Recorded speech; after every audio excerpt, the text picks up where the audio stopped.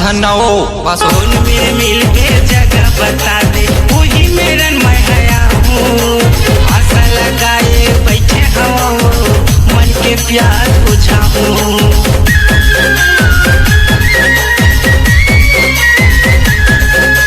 Phone में मिल के जगह बता दे, वही मेरन मैं आया हूँ। आशा लगाए बैठे हो, मन के प्यार बुझाऊं। आशा लगाए बैठे हो, मन के प्यार बुझाऊं।